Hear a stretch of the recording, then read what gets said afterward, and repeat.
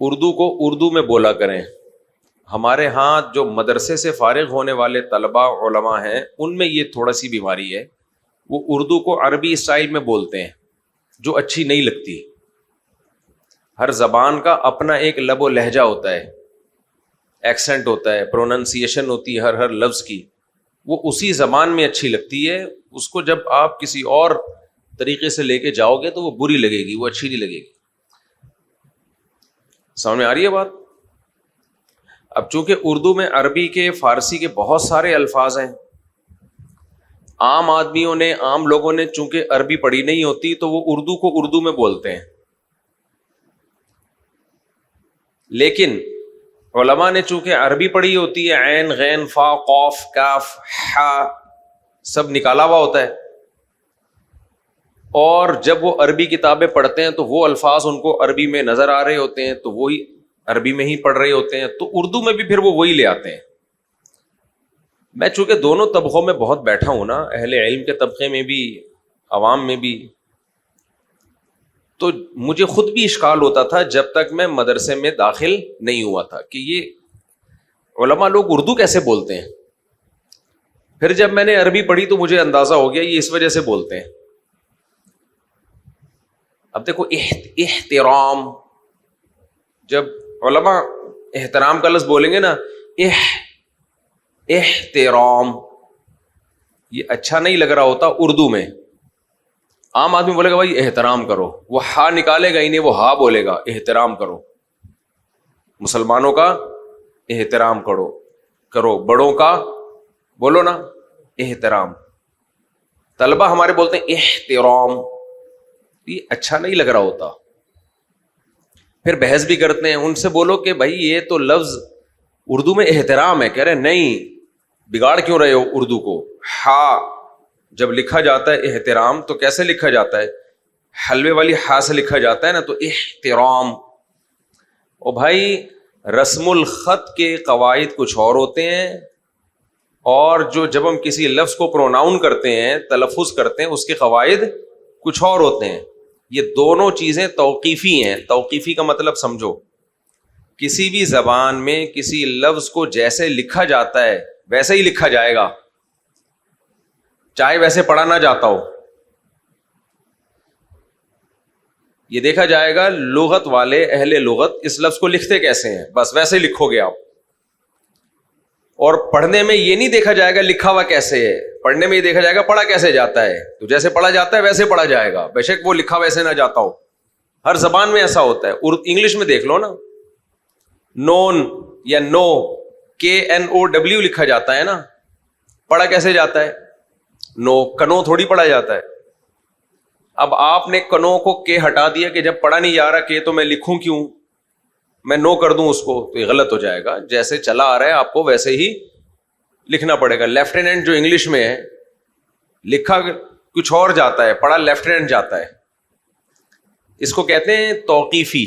توقیفی کا مطلب زبان توقیفی ہوتی ہے, اس میں قیاس نہیں چلتا, عقل نہیں چلتی ہے, جیسے چلا آ رہا ہے ویسے ہی چلے گا. سمجھ میں آ رہی ہے بات کہ نہیں آ رہی ہے؟ تبھی انگریز جو انگلش بولتے ہیں وہ الگ ہے, ہم لوگ جو انگلش سیکھتے ہیں وہ بولتے ہیں وہ بالکل الگ ہوتی ہے, کیونکہ ہم اس کو اسپیلنگ کے حساب سے پڑھ رہے ہوتے ہیں. OUR کو ہم پڑھتے ہیں اور, انگریز اور تھوڑی بولتا ہے, اور بولتا ہے, بس اس طرح کر کے کچھ نکال رہا ہوتا ہے وہ, تو اور کر رہا ہوتا ہے, اور بس اس طرح کر رہا ہوتا ہے. جو بھی کر رہا ہوتا ہے وہ انگریز کا کام ہے, ہم تو اردو کی بات کر رہے ہیں. تو ہمارے ہاں یہ کلپ چلا دینا, خاص طور پہ اہل علم سن لیں. میں اہل علم کو نصیحت کرنے والا کوئی بھی نہیں ہوتا, لیکن اہل زبان تو ہوں نا, تو اور عوام کے عرف سے بھی واقف ہوں, تو زبان کا بیڑا غرق ہو جاتا ہے اس سے, اچھا نہیں لگتا. پھر وہ لوگ کہتے ہیں پتہ نہیں کس طرح کی باتیں کر رہے ہوتے ہیں. زبان جو ہے نا, زبان یہ ایک بہت بڑا ذریعہ ہے اپنی بات عوام تک پہنچانے کا. تو جس زبان میں بات ہو رہی ہے وہ زبان پہ اگر آپ کو کنٹرول نہیں ہوگا تو آدھی بات تو آپ کی ویسے ہی خراب ہو جائے گی. یہاں سے جو ہمارے اسکالرز جاتے ہیں باہر ملکوں میں, امریکہ میں, کینیڈا میں, یورپ میں, وہاں کے اسکالر مجھے کہتے ہیں کہ پاکستانی اور انڈین اسکالرس کو آپ یہ بتائیں کہ یہاں انگلش میں بیان نہ کیا کریں, یہاں اردو میں بیان کیا کریں. میں نے کہا کیوں بھائی, یہاں تو لوگ انگلش جانتے ہیں. کہتے ہیں یہاں لوگ انگلش جانتے ہیں, اسی وجہ سے ان سے کہیں کہ یہاں انگلش میں بیان نہ کیا کریں. نہیں آئی سمجھ میں, گہری بات ہے. پاکستان میں چونکہ لوگ انگلش نہیں جانتے تو وہاں کر لیا کریں. بہت گہری بات ہے. گرمیوں میں اتنی گہری باتیں کرنی نہیں چاہیے, لیکن بات کیا ہے, بہت گہری ہے. ابھی کینیڈا کا دورہ تھا, اس سے پہلے بھی, اس میں بھی انہوں نے کہا کہ بھائی وہاں کے جو اسکالرز ہیں وہ ادھر آ کے انگلش میں بیان کرتے ہیں, ان سے کہ انگلش میں بیان نہ کیا کریں کیونکہ یہاں لوگ انگلش جانتے ہیں.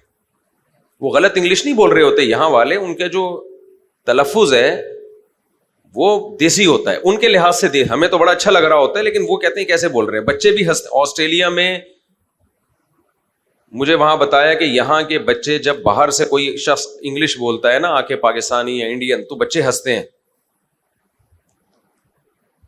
تو انہوں نے کہا وہ پاکستان میں انگلش میں بولے ہیں, ان کی بڑی عزت ہوگی, لوگ سمجھیں گے بڑے پڑھے لکھے ہیں, بہت اچھے, ماشاءاللہ کیا اللہ نے علم دیا ان کو, انگلش بولتے ہیں بھائی. تو کہا یہاں نہیں چلے گا, یہاں ان سے بولیں کہ اردو میں کر لیں, ہم اپنی زبان میں ٹرانسلیٹ کر لیں گے اس کو, کیونکہ ان کو انگلش ہمیشہ اس شخص کے سامنے بولو جس کو انگلش نہیں آتی ہو.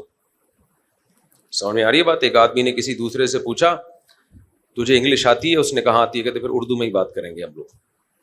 تو اب ہوتا یہ ہے کہ جو لوگ, ہاں مجبوری ہو ایک الگ بات ہے, جیسے ڈاکٹر ذاکر نائک صاحب وہ انگلش بولتے ہیں, وہ مجبوری ہے کیونکہ جو کراؤڈ ہے ان کی دعوت جاری ہے پوری دنیا میں, تو پوری دنیا تک آپ نے کوئی بات پہنچانی ہے تو پھر اس کے لیے تو آپ کے پاس انگریزی کے علاوہ کوئی ذریعہ نہیں ہے, وہ مجبوری ہے. تو اردو کو اردو میں بولا کریں. یہ خاص طور پہ اہل علم جو مدارس کے طلباء ہیں ان کے لیے میں یہ بات کر رہا ہوں. اب میں احترام کی مثال دے رہا تھا. احترام ہے, اس کو کیا کہہ رہے ہوتے ہیں؟ احترام. وجہ کیا ہے کہ وہ کہتے ہیں یہ دو چشمی ہاں تھوڑی ہے, اس میں تو بڑی والی ہا ہے. کوئی بات نہیں میرے بھائی, جو مرضی ہا ہو, لکھو احترام ہی ہا کے ساتھ. پڑھا احترام, بولو نہیں جائے گا. لکھا اس لیے جائے گا کہ لفظ آیا عربی سے ہے, اس لیے اس کو چینج نہیں کیا جائے گا, پڑھا جائے گا احترام. اب سعود بھی ایسے نکال رہے ہوتے ہیں, مصرف بولا جاتا ہے اردو میں. کیا بولا جاتا ہے؟ اس کا مصرف یہ ہے, اس کا تقاضا یہ ہے, تقاضا.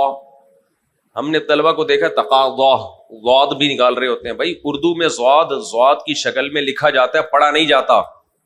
آج کل تو عربوں سے نہیں ضاد پڑھا جا رہا, اردو والوں سے کہاں سے پڑھا جائے گا؟ عربی کا سب سے مشکل ترین لفظ کون سا ہے؟ ضاد. اس پہ تو بڑی جنگیں ہوئی ہیں. تو اردو میں ضرورت نہیں ہوتا. کیا ہوتا ہے؟ ضرورت. ہاں رسم الخط چینج نہیں کرو, ضرورت کو لکھا ضاد کے ساتھ ہی جائے گا, زے کے ساتھ نہیں جائے گا. کیونکہ میں نے بتایا کتابت کے جو قواعد ہوتے ہیں کسی چیز کو لکھنے کے, وہ بھی توقیفی اور سماعی ہوتے ہیں. جیسے چلا آ رہا ہے ویسے لکھا جائے گا, پڑھا نہیں جائے گا ایسے. تو کبھی بھی کسی زبان کو اگر بولنا ہے نا تو لکھ کے نہیں کبھی بولا جاتا, اس کو ہمیشہ سن کے سیکھا جاتا ہے. سن کے کیا وہ یہ لفظ کو کیسے بول رہا ہے تو ویسے ہی آپ نے بولنا ہے. اور بہت سارے الفاظ ہیں جو ہمارے ہاں طلبہ مدارس کے وہ بگاڑ دیتے ہیں اس کو, وہ سمجھتے ہیں ہم نے صحیح کر دیا, حالانکہ وہ بگاڑ دیا ہوتا ہے. وہ عربی میں صحیح ہوتا ہے, اردو میں بگڑ چکا ہوتا ہے. وہ جیسے 100% کہتے ہیں 100% سود نہیں ہوتا بھائی, 100%. کیا ہوتا ہے؟ 100%. سود نہیں نکالو, سواد نکالنے کی ضرورت نہیں ہے. 100%. احترام, عالم, حرام, ایسے بھی حرام ہوتا ہے, بس حرام, وہی حرام ہے, یہ حلال ہے.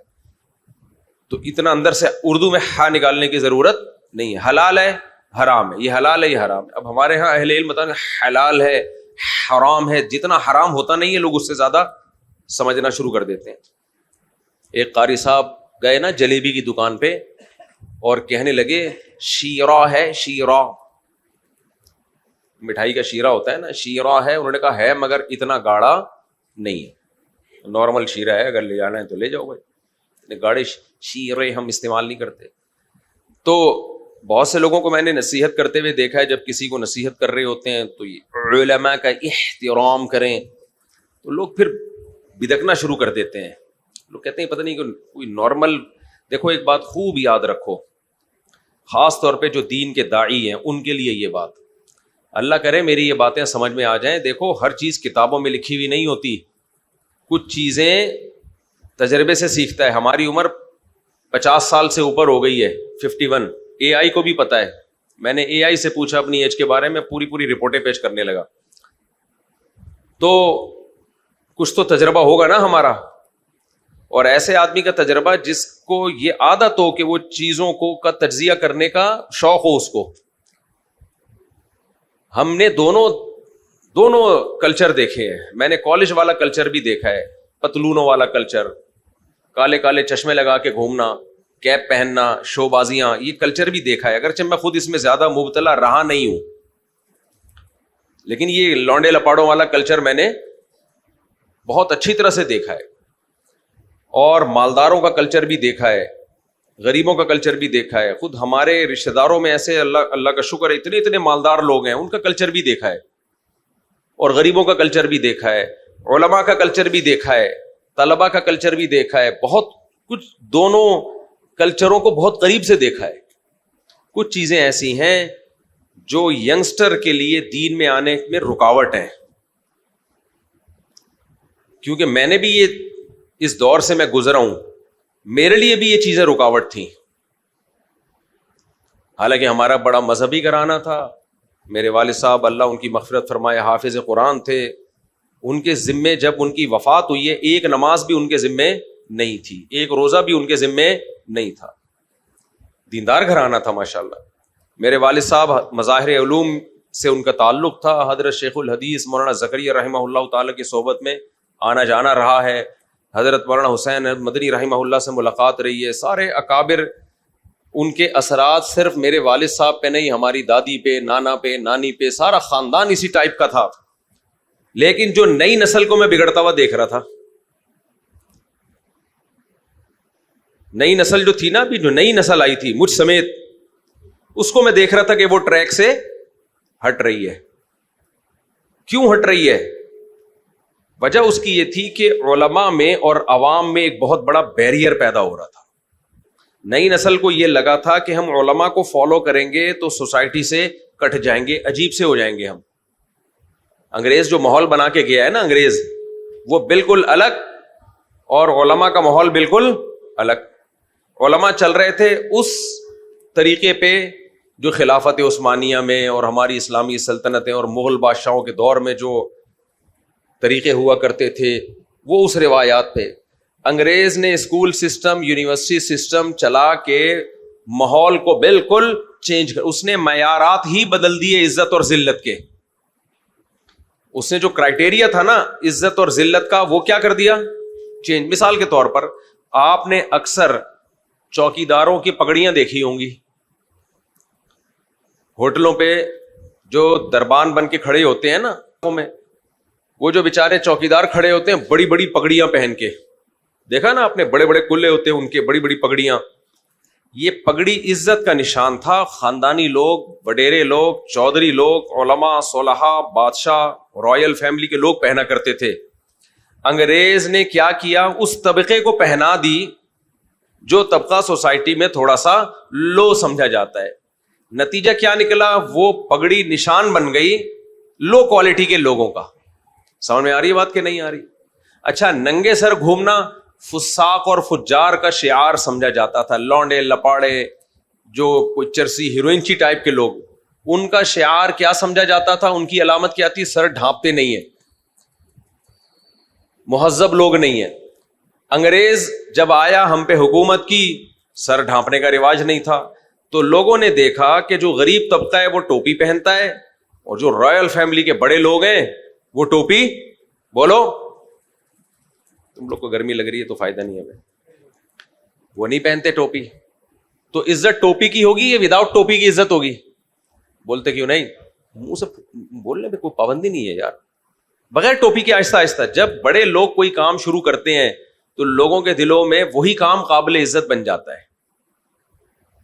یہ تو چرس جو پی جا رہی ہے نا گندے نالوں میں, لو کوالٹی کے لوگ, یہی اگر رائل فیملی کے لوگ پینا شروع کرتے ہیں, جو کہ الحمدللہ پی بھی رہے ہیں, ایسی بات نہیں ہے, یعنی رائل سے مراد ہماری رائل فیملی, یہ جو بڑے بڑے ہمارے لوگ ہیں, اور 3 پیس سوٹ اور ٹائی میں پہن گئے پینا شروع کریں اور اچھے اچھے ہوٹلوں میں, تو یہی چرس ایک عزت کا نشان بن جائے گی تھوڑے دنوں میں. جس چیز کو سوسائٹی میں بڑھانا ہونا, عزت دار لوگوں کو اس کا کلچر بنا دو, تو اس کلچر کی عزت آپ کی نظر میں آ جائے گی خود بخود. آئی بات سمجھ میں؟ تو انگریز نے کیا کیا, ٹوپیاں اتروا لی, پگڑیاں اتروا لی, لباس چینج کرا دیا. تو آہستہ آہستہ جو عزت کا معیار تھا وہ معیار آہستہ آہستہ چینج ہو گیا, معیار چینج ہو گیا. ابو کے بجائے مارکیٹ میں ڈیڈی اور پاپا آ گئے, امی کے بجائے مما آ گئی, وغیرہ وغیرہ, بہت کچھ چینج کیا اس نے. اور تو معیارات جو تھے وہی چینج ہو گئے, لیکن ہو گئے وہ. اب اس کو واپس لانا بڑا مشکل کام ہے.